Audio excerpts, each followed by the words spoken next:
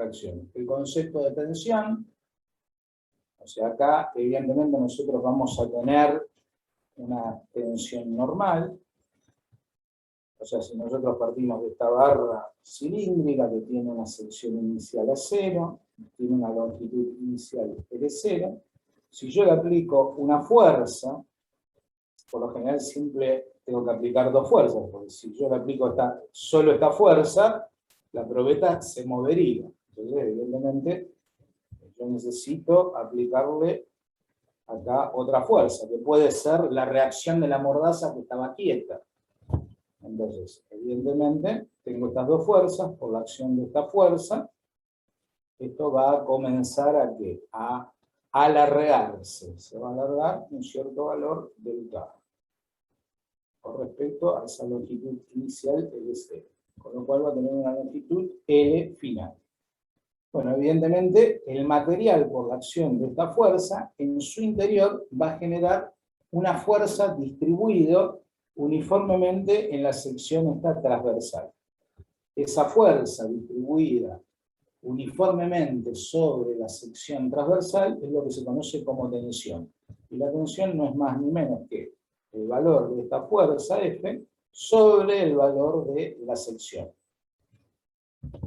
Esto, en el sistema internacional, se mide en Newton sobre un metro cuadrado, o sea, en pascales. También podemos definir lo que se llama deformación o alargamiento unitario, que es el cociente entre el alargamiento delta L en la dirección de la fuerza y la longitud inicial. Entonces yo tengo que delta L sobre L0 me va a dar esta deformación o alargamiento unitario.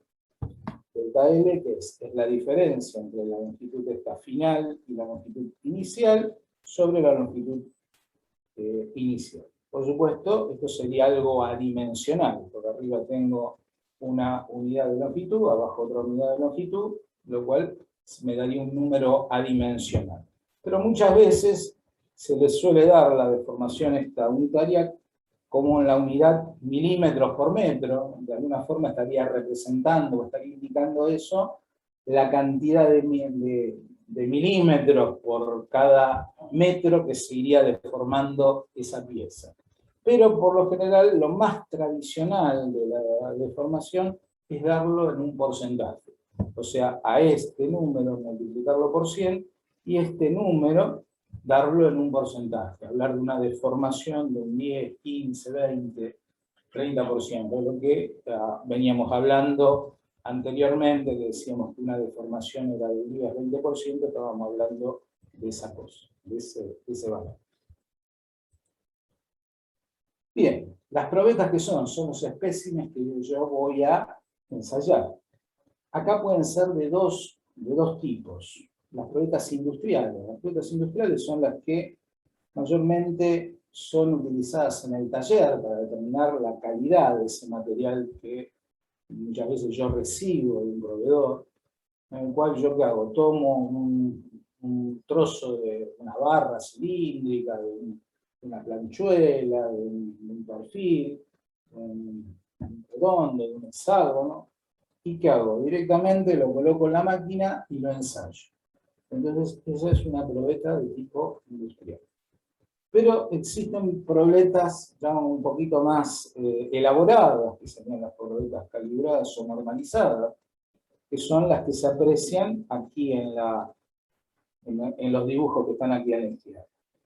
Tanto las probetas industriales como calibradas llevan una longitud L0, que es la longitud de referencia inicial, la cual se le marca. Muchas veces esa longitud se toma en 2 pulgadas, otras veces, bueno, se ajusta, como ahora vamos a ver, en función de la ley de semejanza. Las probetas calibradas tienen esta forma un poquito más elaborada, de forma tal de que están ensanchadas en los bordes.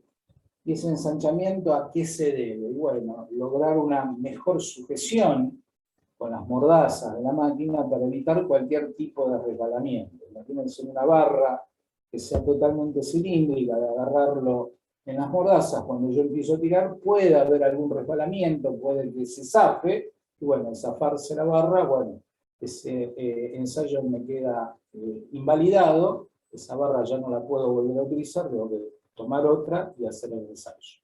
Entonces, bueno, muchas veces se prefiere hacer estas probetas que llevan un poco más de trabajo, pero bueno, tienen un sistema de agarre que evita esos posibles deslizamientos, y a su vez que tienen su tercio medio con un diámetro menor, de forma tal de asegurarme de que la rotura se produzca dentro del tercio medio de la probeta, dentro de la longitud calibrada.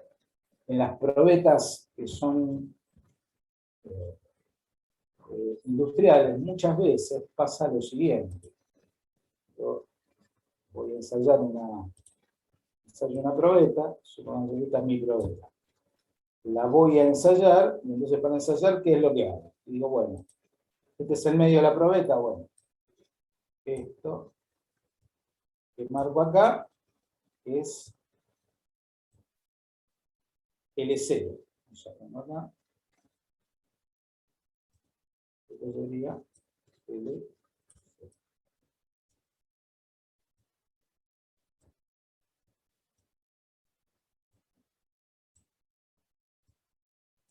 Ahora bien, yo ahora hago el ensayo, y si por algún motivo la probeta se me rompe acá, evidentemente el ensayo no me sirve.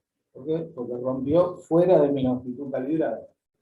Entonces, evidentemente, muchas veces está bien, la probeta industrial es más fácil de obtener, mucho más fácil, rápida de usar, pero muchas veces puedo tener más problemas, o sea, problemas de sujeción, problemas a la hora de relevar datos. Entonces, bueno, muchos a veces prefieren tomar estas probetas, que si bien yo las tengo que de alguna forma mecanizar, elaborar un poquito más, tengo mayor certeza en cuanto a el resultado del ensayo. Por lo general, bueno, tienen radios de acuerdo bastante amplios, como para evitar cualquier concentración de tensiones, y la superficie es una superficie rectificada, pulida, de forma tal de que no hayan entallas, ningún tipo de defecto superficial que pueda generar concentración de tensiones y pueda ser la que me produzca en ese lugar la rotura. Bueno, las probetas pueden ser cilíndricas si la sección es redonda, o puede ser una probeta plana si la sección es rectangular o cuadrada. ¿Qué es la ley de semejanza? Bueno, las probetas pueden tener distintas dimensiones. Algunos hacen probetas más largas, otros más cortas. Entonces, eso, de alguna forma, motivó, obligó a normalizar un poco esta longitud inicial L0. Algunos tomaban 50 milímetros, otros tomaban 70. Entonces, bueno, para normalizar un poco y poder comparar los distintos valores obtenidos, es que se aplica esta ley de semejanza.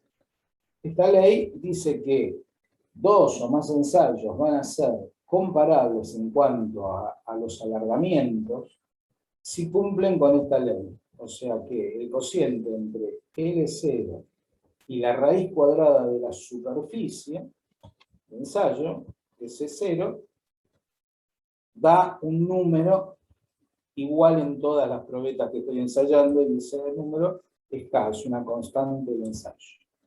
Bueno, esa constante de ensayo está definida en la norma. Nuestra norma de ensayo de tracción es la norma IRAM,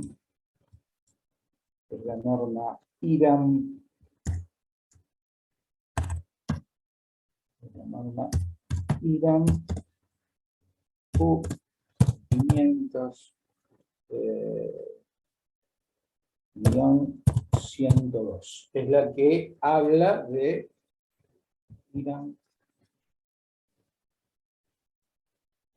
Yes.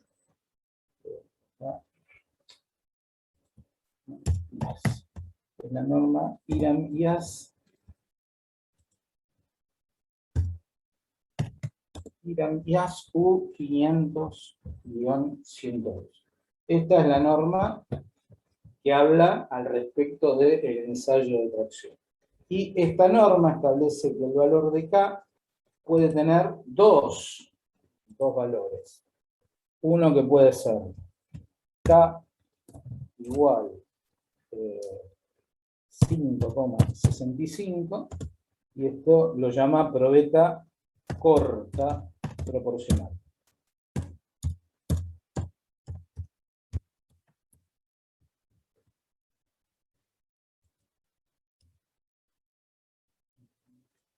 O K puede ser igual a 11,3, y esta es la probeta larga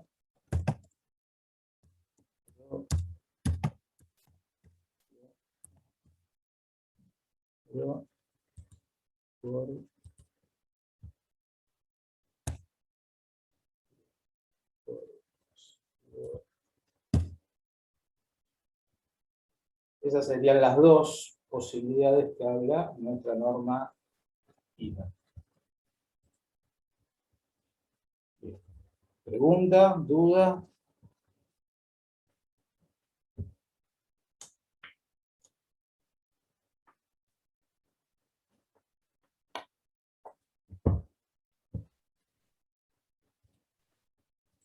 No, profe, por ahora, después, bueno, veré el video y presto más atención, digamos, a detalles. Por ahora no tengo dudas. Bárbaro. Sigamos. Bien. Acá tenemos un esquema de una máquina que se llama universal de ensayo físico. ¿Por qué universal? Porque no solo con esta máquina podemos hacer ensayos de tracción, puedo hacer ensayos de flexión, ensayos de corte, ensayo de compresión, ensayo de doblado. Entonces por eso se la llama una máquina universal. ¿Por qué? Porque puede englobar varios tipos de ensayos. Básicamente, por lo general, tiene las más comunes, poseen dos tornillos, tienen una cruceta fija, una cruceta móvil, que por el accionamiento sincronizado de los motores eléctricos, giran y producen la subida o bajada de esta cruceta móvil. Ahí estas serían las mordazas que sujetan al espécimen o probeta. Esta de acá abajo es una mordaza fija, no tiene posibilidad de movimiento, y esta es la mordaza móvil que está con la cruceta móvil. Acá aparece lo que se llama la celda de carga, la que registra instante a instante la carga que realmente está aplicando la máquina sobre la probeta.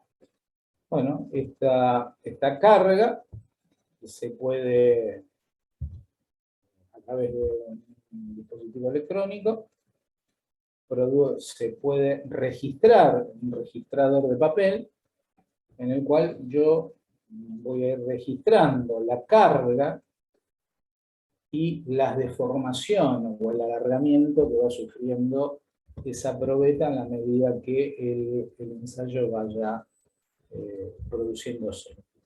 Esto sería un esquema, así simplificado. Acá, registrador de tensiones, deformaciones, esto no está del todo bien. O sea, esto está, por ahora lo vamos a tachar, después van a ver por qué.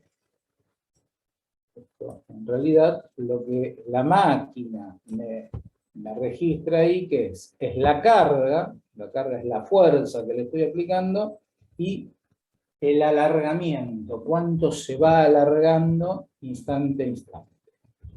Eso en forma esquemática. En cuanto a la derecha, ¿qué es lo que tenemos? Lo mismo, pero en un caso real. O sea, acá están los dos tornillos, esta es la mordaza que es fija, esta es la mordaza móvil, o que forma parte de la cruceta móvil. O sea, esta que está acá puede subir y bajar. Esto que está puesto acá son las mordazas que sujetan al espécimen que está acá, que es la probeta. Y esto que está puesto acá son aparatos que se llaman extensómetros. Los extensómetros permiten ir registrando la deformación. Entonces, bueno, muchas veces el ensayo se le aplica a los extensómetros, ¿para qué? Para ir midiendo fundamentalmente la deformación en el campo elástico. Luego ya cuando pasamos al campo plástico se los retira y directamente se saca la deformación por el desplazamiento de la máquina. Pero en la primera etapa, que las deformaciones son muy pequeñas, esas deformaciones elásticas, y si se las quiere medir o se determina algún parámetro con cierta rigurosidad, se colocan estos instrumentos que son extensómetros, que van registrando esa deformación inicial elástica. Bien. Entonces, el ensayo, lo que me va a dar la máquina en ese registrador de papel, ¿qué es? Es el alargamiento, cuánto se va alargando la probeta al estar sometido a esa fuerza T de tracción. Entonces, lo que yo obtengo de la máquina, de ese registrador que yo lo taché anteriormente, ¿qué es? Es un diagrama fuerza-alargamiento. Y este diagrama tiene esta forma, fundamentalmente para los aceros de muy bajo tenor de carbono, miran 1010, 1020, 1015, tiene estas características, esta forma típica. Ahora bien, este diagrama que yo tuve en el ensayo, de la máquina del ensayo de tracción, ¿lo utilizo? No. ¿Por qué? Y porque evidentemente la fuerza y el alargamiento, ¿de qué van a depender? De las dimensiones de la probeta. Entonces, si yo tengo una probeta que tiene más diámetro, evidentemente voy a tener que hacer más fuerza para contarla que si tengo una que tiene menos fuerza. Se va a deformar más una que es más finita que una que es más gruesa. Entonces, evidentemente, ¿qué es lo que hago yo? Voy a hacer un cambio de escalas. Ese cambio de escalas es muy simple. Yo, fíjense, si hago esto. Esta fuerza. Si yo esta fuerza, está acá, la divido por A0. ¿Se acuerdan que A0 era la sección transversal inicial, ¿no? Entonces, si esta era la probeta, esto que estaba acá, esto, era A0. Bien. Entonces, ¿qué hago? Si yo hago la carga sobre A0, ¿esto qué me va a dar? ¿Esto es igual a qué? A la tensión. Perfecto, la tensión. Muy bien. Y si yo esto lo divido por L0, esto, ¿a qué va a ser igual?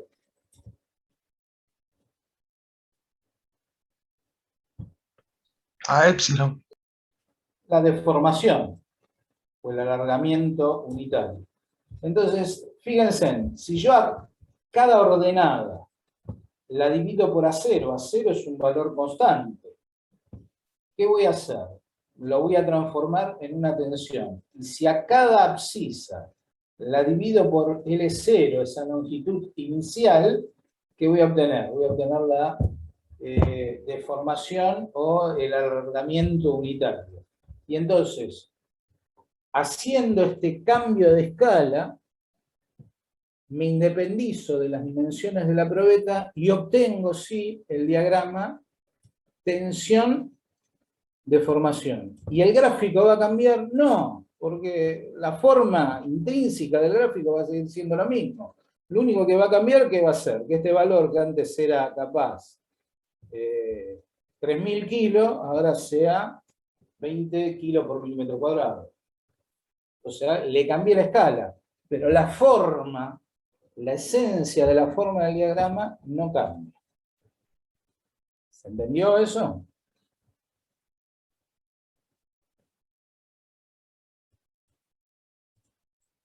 No, profe, ¿podría volver a repetirlo, por favor? Bien, me parece bien. Yo tengo este diagrama, lo obtengo del registrado de la máquina. ¿Sí? ¿Hasta acá vamos bien? Sí, hasta ahí sí. Bien. Evidentemente, acá, en ordenadas, todas estas ordenadas, esto es una ordenada, todas estas que yo estoy marcando acá, ¿qué van a hacer? Van a ser indicadoras de la fuerza en ese instante. Si yo a esta ordenada que está acá, o a esta que está acá, la divido por la longitud, la sección inicial, suponete que esta probeta inicialmente tenía esta sección, supongamos que es circular. Vengo acá, esto era A0. Entonces, si yo a esa carga P, a cada una de estas ordenadas, la divido por A0, en lugar de tener una fuerza, ahora lo que voy a tener, ¿qué es? La Es tensión. una tensión. Entonces, en lugar de acá de tener, qué sé yo, 2.500 kilos, ahora tengo, 20, qué sé yo, 15 kilos por milímetro cuadrado. O sea, le cambié la escala a este punto. Antes medía en kilos, ahora este punto lo estoy midiendo, qué sé yo, en unidades de tensión. Kilos sobre milímetro cuadrado, pascales, megapascales, ¿sí? En la unidad que pues, se te ocurra, pero siempre de tensión. ¿Qué pasa ahora con este valor? Este valor que está acá es un cierto delta L. Este delta L corresponde ¿para quién? Para esta carga.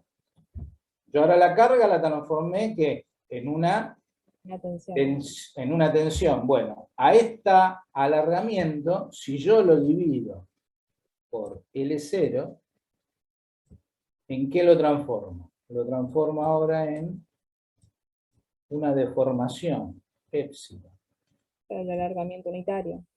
que sería el alargamiento unitario. Entonces, este punto que antes tenía coordenada, ponele, 2.000 kilos y un alargamiento de 0,02 milímetros, ahora tiene como coordenadas y un valor de tensión en lugar de carga de 10 kilos por milímetro cuadrado. Y este valor, que antes eran tantos milímetros, se transforma en un épsilon de, qué sé yo, 0,02 milímetros. ¿Entendiste? Lo único que hice fue cambiar la escala.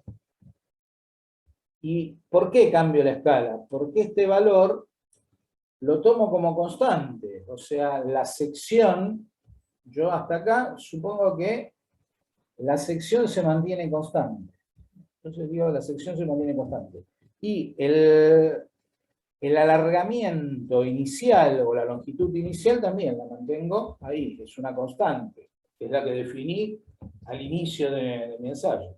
Entonces siempre estoy dividiendo todos los valores de ordenadas por un mismo valor, A0, y todos los valores de abscisa los estoy dividiendo por un mismo valor, que es el de 0. Entonces, ¿qué estoy? Estoy cambiando de escala. Entonces, al cambiar de escala, al dividir esto por L0, ahora paso de este diagrama, que era carga, alargamiento, paso al diagrama tensión, deformación, que es el diagrama típico que se estudia en tracción. Pero la máquina no te da este diagrama. Te da el diagrama carga o esfuerzo, alargamiento. ¿Sí? ¿Ahora quedó más claro? Sí, perfecto. Muchísimas gracias. Bárbaro. Como es un cambio de escala, la forma del diagrama no va a cambiar. Se aplanjará un poquito, se ensanchará un poquito, se comprimirá un poquito, pero la forma en sí, esta que tiene así, esta parte recta, con esta parte baja, después que sube, se va a seguir manteniendo. ¿Por qué? Porque ya les digo, lo único que hago, le cambié la escala. Dice que este punto esté más bajo, este que puede estar más corrido para acá, pero en sí, como lo hago con todos los puntos, el diagrama se me va a achicar, se me va a agrandar, me va a subir en altura, me va a bajar en altura, pero la forma va a seguir siendo la misma, no cambia la forma. ¿Sí? ¿Eso también lo entienden, chicos?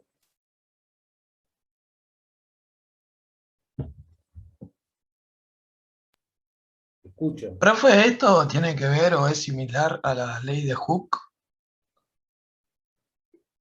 Todavía no. Esto es cómo transformo un diagrama que tiene cargas y alargamientos, cómo lo transformo en tensión de formación.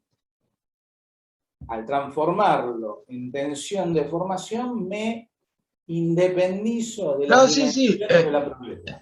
el cambio de variable, digamos, lo entiendo, pero el tema, digamos, el gráfico, todo. Sí, el gráfico ahora lo vamos a estudiar y seguramente en alguna va a haber una parte que tenga que ver algo con la ley de Hooke. Gerardo, Sí, acá en el chat hay una pregunta interesante.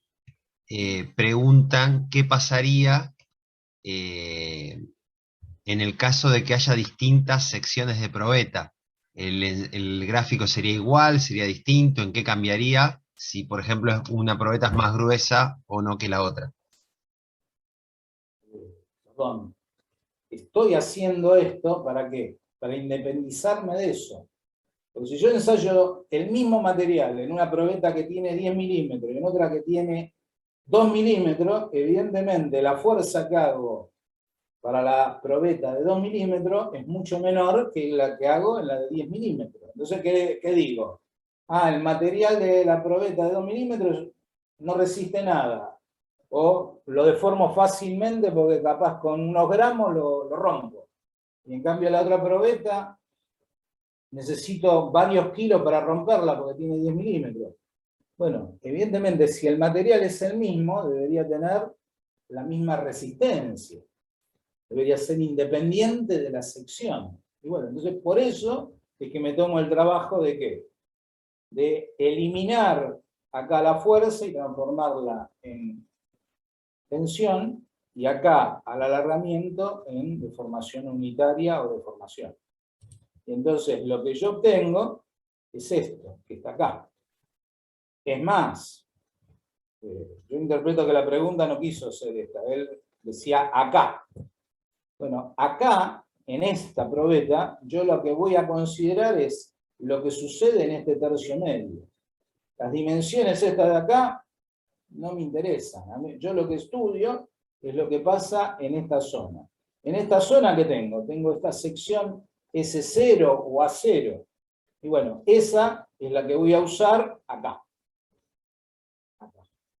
No voy a poner esta, ni voy a hacer un promedio entre esta y esta. ¿Por qué? Y porque evidentemente el material no se va a romper acá, salvo que tenga alguna falla. El material tenga alguna inclusión, esté mal tallada, algo que haga que se rompa acá. Por lo general la probeta siempre está diseñada ¿para qué? Para que falle en el tercio medio. Y el tercio medio está hecho más fino a propósito para eso. Entonces va a fallar en esta zona. Y entonces la sección que yo tengo que aplicar es esta de acá, S0, que puede ser redonda o rectangular o cuadrada, hexagonal, lo que fuere. Y la longitud que yo pongo no es la longitud total de la probeta, sino que coloco esta longitud. La longitud que yo tomo entre marcas, la longitud que se llama calibrada, la longitud de referencia, la longitud inicial. ¿Sí? Yo pienso que la pregunta apuntaba más a eso que a la primera parte. No sé si el que emitió la pregunta puede aclarar un poquito más. O ya con esto quedó aclarado, no sé. Yo creo que está bien, pero bueno, sí, como usted bien aclaró, dependiendo de la sección va a ser los valores obtenidos, así que O sea, si está estamos bien, hablando sí. del mismo material, evidentemente, si es el mismo material, sea más finito, más grueso, la resistencia tiene que ser la misma, porque estamos hablando del mismo material. Evidentemente, si es más finito, yo tengo que hacer menos fuerza para romperlo.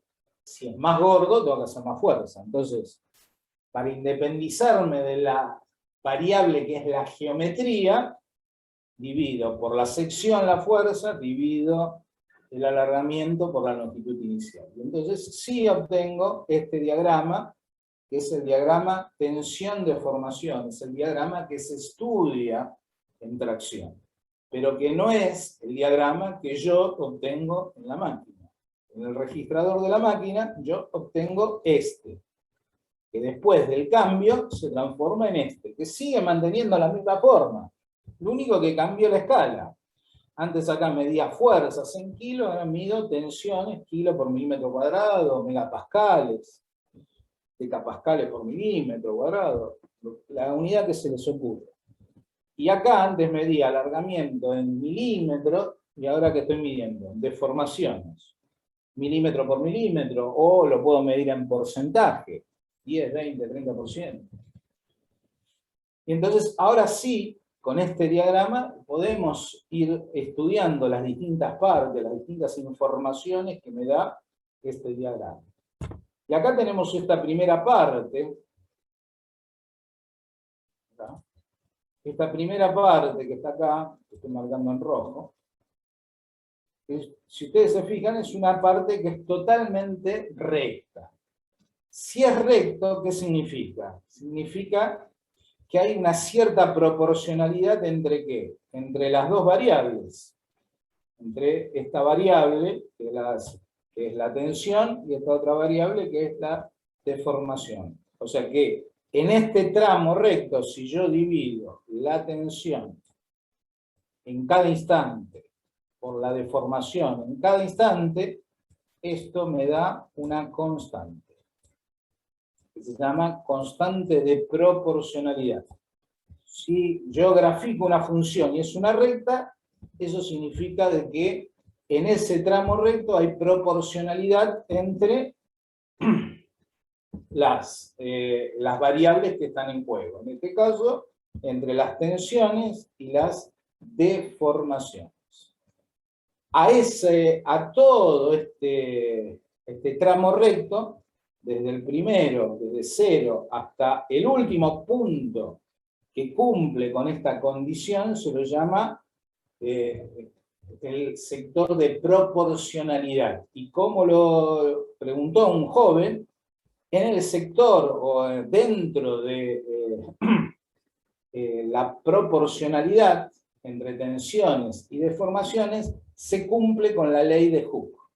O sea, desde este punto, que es el último que cumple con esta condición, hasta acá, o desde acá hasta el último punto, todo esto que yo marqué, todo este tramo que es recto, que es el tramo de proporcionalidad, ahí hay proporcionalidad entre tensiones y deformaciones. O sea, yo para cada punto de esto, para esta tensión y esta deformación, la divido. Esta tensión y esta deformación la divido. Esta tensión y esta deformación la divido, y en todas me va a dar siempre el mismo valor. Me va a dar una constante que se llama de proporcionalidad, que para este caso la vamos a definir con la letra E mayúscula. Y se lo define como el módulo de elasticidad longitudinal o módulo de Young. Y entonces acá ahora, si yo digo que sigma, la tensión, es igual a E, el módulo de elasticidad o la constante de proporcionalidad, por esto. Esta ley es la ley de Hooke. Ok.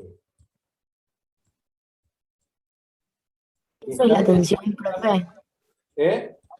Eso es la tensión. Tensión es igual a E, esta E mayúscula, que sería la constante de proporcionalidad, que en este caso tiene un nombre, que es el módulo de elasticidad longitudinal o módulo de Young. Y esto que está acá es epsilon, la deformación o el alargamiento unitario. Y esta ley de Hooke se cumple ¿hasta dónde? Hasta el último punto de esta recta. Ese último punto de esa recta me define lo que se llama el límite de proporcionalidad. Es el último valor de tensión que cumple con la ley de Hooke. ¿Sí? Entonces, ese es el límite de proporcionalidad. por arriba de este punto ya deja de ser recto, no sigue una función lineal, sino que sigue una función de otra especie, y por acá, un poquito por arriba, en este punto, ¿qué tengo? Tengo el último punto que si yo descargo el material, ¿qué significa? Yo lo llevo hasta este punto y descargo el material, vuelve por el mismo camino. Vuelvo a medir la probeta y la probeta está exactamente igual que al principio. En ese caso decimos que la probeta sufrió deformaciones elásticas. Mientras que yo aplico la carga, sufrió deformaciones elásticas. ¿Qué pasó? Esos iones del enlace metálico como que se estiraron, o sea, no se estiraron, salieron, se movieron un poquito de su movimiento, de su posición de equilibrio, pero no alcanzaron de cambiar de posición, sino que es como si estuvieran unidos por un resorte, y yo qué hice, lo tensé un poco el resorte. Cuando saco la carga, que es la que tensó el resorte, ¿qué pasa? El material o los iones vuelven a su posición inicial. Entonces, hasta ahí la deformación es elástica. Y a ese punto sería el punto que se llama el límite de elasticidad. Ahora bien, determinar ese punto, ese límite de elasticidad que está un poquito por arriba de proporcionalidad, a veces es muy complicado y muy engorroso. Entonces se suele hacer, sin cometer grandes errores, en forma práctica lo siguiente: determinar lo que se llama el límite de elasticidad aparente.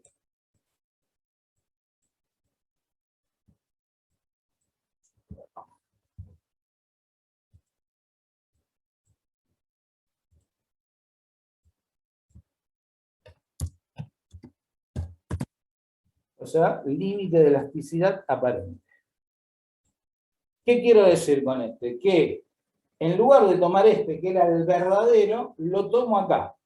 En este punto en el cual comienza, si ustedes ven, la carga, en lugar de seguir aumentando, ¿qué comienza ahora?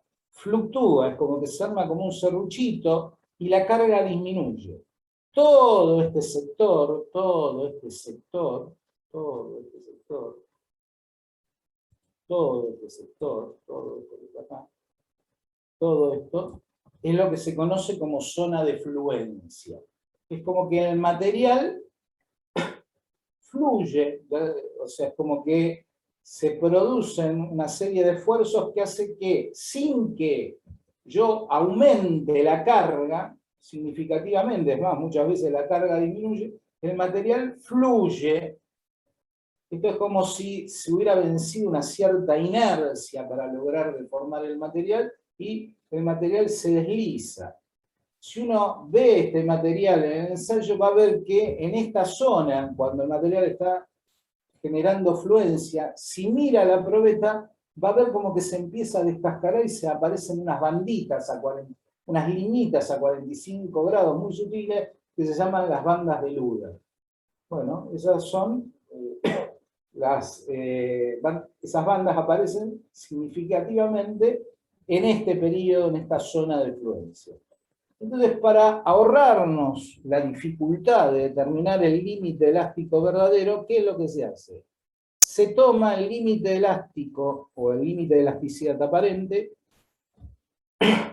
como aquel en el cual, el punto en el cual comienza a producirse la florencia. O sea, en lugar de estar acá, lo llevé acá. El error que se comete es muy pequeño, no es tan significativamente, pero lo que se ahorra es simplificar bastante la operatoria con el diagrama. Por supuesto, este punto me va a determinar la tensión al límite de elasticidad aparente. Bien. Luego de esta zona de fluencia en la cual el material se deforma, manteniendo la carga, a veces bajando la carga, ¿qué es lo que pasa ahora? Llega un punto en el cual, si yo ahora quiero quiero que el material se siga deformando, tengo que seguir aplicando esfuerzos. Comienza a producirse a partir de este punto, lo que se llama la acritud. O sea, por la deformación, esa plástica que se está produciendo, o sea, a partir de este punto, a partir de acá, esto es elástica. A partir de este punto, a partir de acá para allá, es plástica. ¿Qué quiero decir? Que la deformación que aparece después de ese punto, si yo ahora descargo la probeta y la mido, voy a ver de que quedó con una deformación permanente remanente. Ya la longitud inicial no es más la que era inicialmente. Si eran 50 milímetros, ahora la mido. Si la mido puedo medir con algún elemento con bastante precisión, voy a ver de que ya no es 50, 0,0, sino que capaz de 50, con una décima, por ejemplo. ¿Por qué? Y porque sufrió una deformación permanente. Esa deformación permanente ya no se la puedo quitar. A partir de este punto que les marco acá, de este punto, comienza a producirse el fenómeno de acritud. El material, por esa deformación plástica, se empieza a endurecer. ¿Qué pasa? Las dislocaciones se van trabando, van llegando al límite de grano, se bloquea. Hay también como por la deformación comienzan a generarse más dislocaciones que se van bloqueando entre sí. Y entonces, ¿qué es lo que pasa? Yo necesito, para seguir deformando el material, darle más fuerza para que esos planos puedan deslizar uno respecto del otro. Y entonces comienza toda esta parte, en la cual, a medida que yo voy incrementando la carga, se va produciendo distintas deformaciones permanentes. Hasta que llego a este valor que es la máxima carga, que corresponde ¿con qué? Con la resistencia a la tracción. Es la máxima tensión que puede soportar ese material. A partir de ese instante, fíjense en que la carga comienza a disminuir hasta que a este valor de tensión, que es bastante menor que la máxima, se produce la rotura. ¿Y esto por qué es? Y porque en este punto, acá, o sea, acá, a partir de acá, cuando yo llego a la carga máxima, al valor de la tensión que me da la resistencia a la tracción, ¿qué voy a tener? Voy a tener un fenómeno que se llama estricción. La estricción, ¿qué es? Es un angostamiento de la probeta. En una sección, o sea, yo vengo por acá, yo tengo la probeta. La probeta le va a comenzar a pasar esto.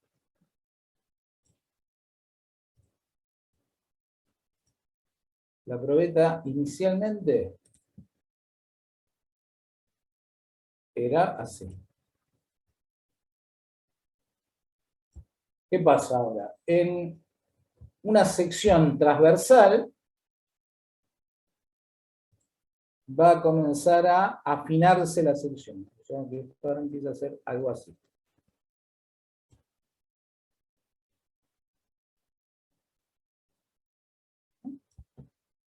O sea, este afinamiento es lo que se llama estricción. Y comienza a producirse cuando llego a la carga máxima. O sea, si cuando vengo acá, si vengo a este diagrama, acá, cuando llego a esta P máxima o carga máxima, que va a ser la que me dé la resistencia a la tracción, que es la máxima resistencia o la máxima tensión que puede soportar ese material, va a empezar a aparecer esto, la estricción. Esa estricción es ese afinamiento de la sección transversal. ¿Y qué va a pasar entonces? Evidentemente, al afinarse la sección, yo necesito menos fuerza para deformarlo, y entonces, ¿qué es lo que pasa? La tensión va cayendo hasta que cuando llega a este punto finalmente se produce, ¿qué cosa? La rotura. O sea, el material por acá se termina de romper. Y tengo dos trozos. Entonces, esto me determina el diagrama. Entonces, este diagrama me determina mucha información. Me da la tensión máxima que puede soportar el material, me da la estricción, o sea, este fenómeno de estricción, ese afinamiento es representativo de ¿qué? De la ductilidad del material. Si un material es muy dúctil va a tener mucha estricción. Si el material no es dúctil, es un material frágil, no va a tener estricción. Si el material es muy dúctil, ¿qué va a pasar? Va a tener un diagrama bastante ancho. ¿Por qué? Y porque va a tener mucha deformación plástica antes de producirse la ruptura. Si el material, en cambio, es un material frágil, ¿qué va a pasar? Va a ser un diagrama finito. ¿Por qué? Porque se va a deformar muy poco.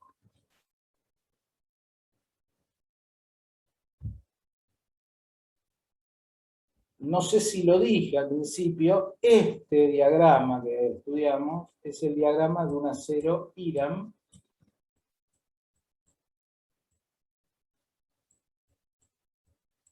(1010). 0,10% de carbono. ¿Por qué lo aclaro? Porque no todos los aceros tienen la zona de fluencia. No todos los materiales tienen fluencia. El único material que tiene fluencia es este acero. Vuelvo a escribirlo acá. Que es estos aceros, que son un IRAM. También hasta un 1020 podría tener también zona de fluencia. Ya después vamos a ver que con más porcentaje de carbono, ya la fluencia desaparece. Solo estos materiales así de muy bajo tenor de carbono son los que presentan este fenómeno de fluencia. No hay otros materiales que tengan fluencia. Por eso es que este es el diagrama que se estudia en particular, porque es el diagrama más completo.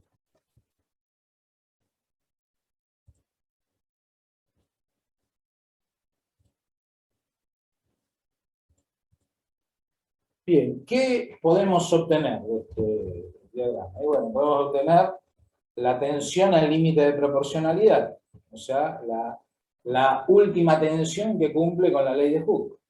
Podemos determinar el módulo de Young o módulo de elasticidad longitudinal, E, que era la constante de proporcionalidad que había dicho anteriormente. Esa E, ¿qué es? Si uno se fija, ¿qué es? No es ni más ni menos que la pendiente, o sea, si yo acá vengo,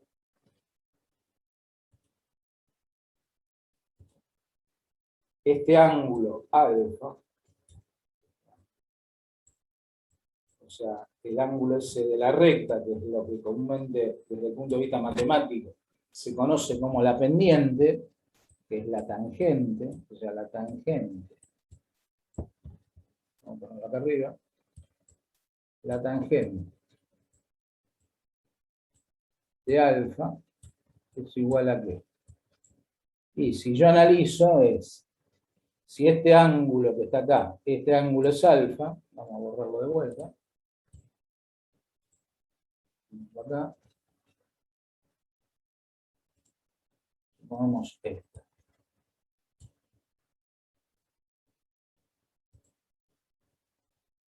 Acá.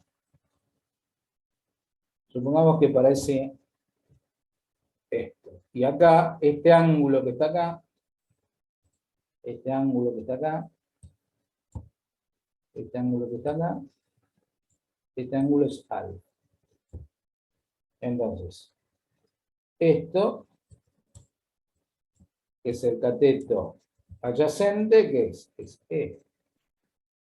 Esto, que es el cateto opuesto, ¿qué es? Sigma. Entonces, la tangente de alfa, ¿qué es? Es sigma sobre E. Todo siempre dentro de la zona de proporcionalidad. ¿Y esto que dijimos que era? era igual al módulo de elasticidad. O sea, el módulo de elasticidad me da la pendiente de esta recta, y que es una pendiente que es característica de cada material o de cada familia de materiales, ¿no? O familia de aleaciones del mismo material. Profe, ¿eso se puede aplicar en cualquier parte de la curva o solo en la parte elástica esa? No, esto, solo en la parte proporcional. Esto solo en la parte proporcional.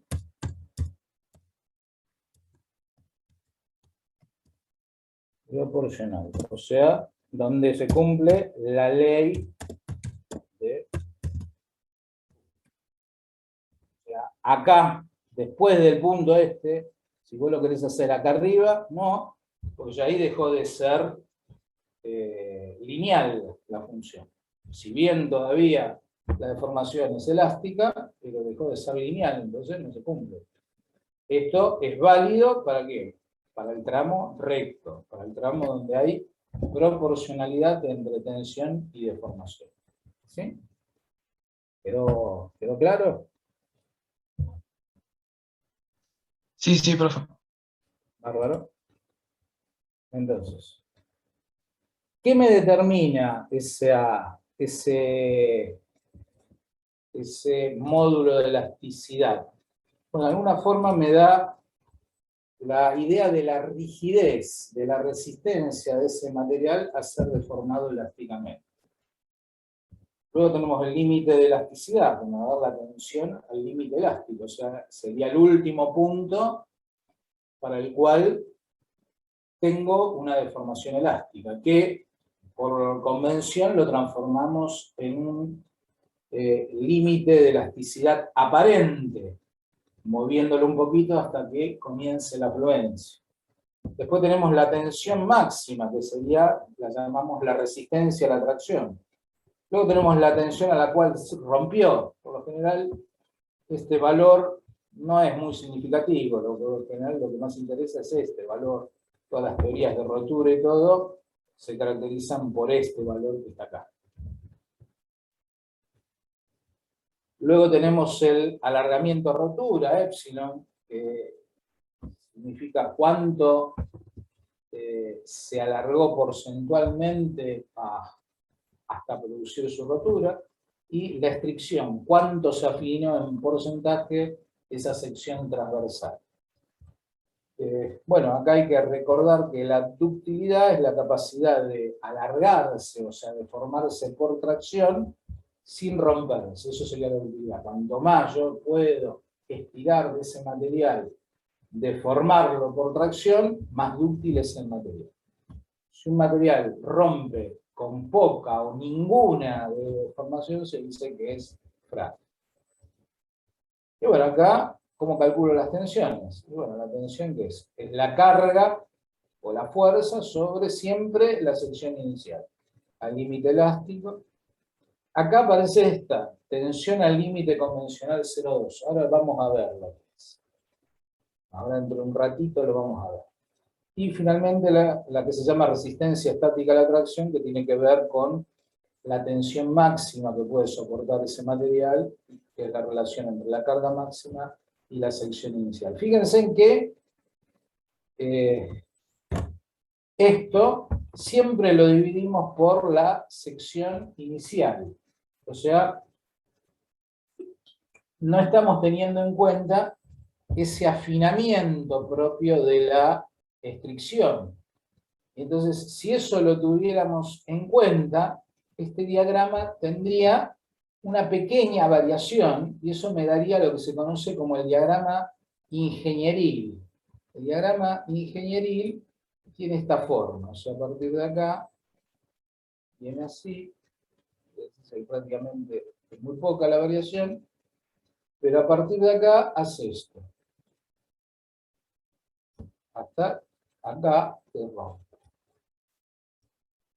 Este sería el diagrama ingenieril. Este sería el otro que vimos, es el diagrama convencional. ¿Y por qué esa diferencia? Bueno, porque nosotros, a partir de este punto, en el diagrama convencional, consideramos que la carga disminuye. ¿Por qué? Porque la sección se hace más fina, eso es cierto, pero nosotros acá la tensión consideramos que disminuye. ¿Por qué? Porque siempre esa carga la dividimos por ¿quién? Por acero. La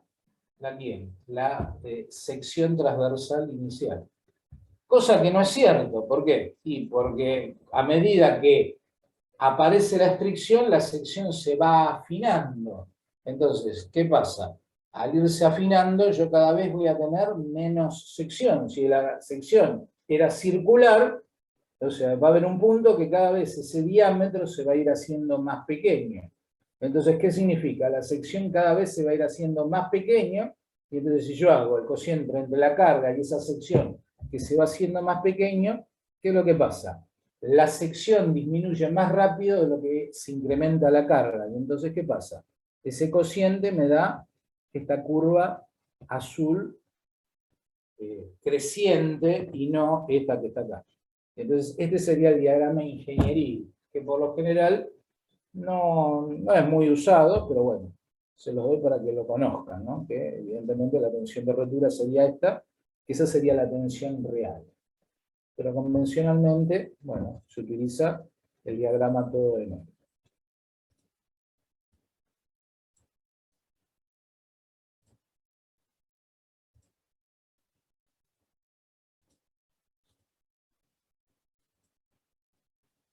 Bien, acá los valores.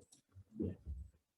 ¿Cómo determino el alargamiento, rotura y la extensión? Bueno, yo parto de una probeta, supongamos esta probeta calibrada. Acá marco esta longitud de 0 en función de 0, tratando de cumplir la ley de semejanza, ya sea una probeta corta o larga. Y entonces, ¿qué es lo que hago? Determino a 0 la sección inicial y la longitud inicial. Cuando la probeta se rompe, ¿qué hago? Voy a tener dos trozos. Con cuidado los vuelvo a unir. ¿Y qué hago? Mido ahora la longitud, o sea, esta longitud L0 yo le hice unas marcas con alguna pintura, con algún marcador, con algo indeleble, de forma tal de que queden indicadas. Entonces ahora lo uno y vuelvo a medir, y evidentemente la longitud va a ser mayor. ¿Por qué? Porque la probeta se alargó por la acción del esfuerzo. Entonces, ¿qué hago? El alargamiento a la rotura, ¿qué va a ser? Va a ser ese delta L, que es esta longitud final menos esta longitud inicial, sobre la longitud inicial multiplicado por 100. Acá está este alargamiento, lo doy en porcentaje. Entonces, el alargamiento a rotura fue del 10, 15, 20%. Luego puedo determinar la estricción. La estricción es la relación entre la sección inicial que tenía la probeta, menos la sección final en el punto más fino, dividido la sección inicial multiplicado por 100. Esto me da el porcentaje de estricción. Tanto el alargamiento de la rotura como la estricción, de alguna forma, me definen la capacidad de deformar de ese material. Cuán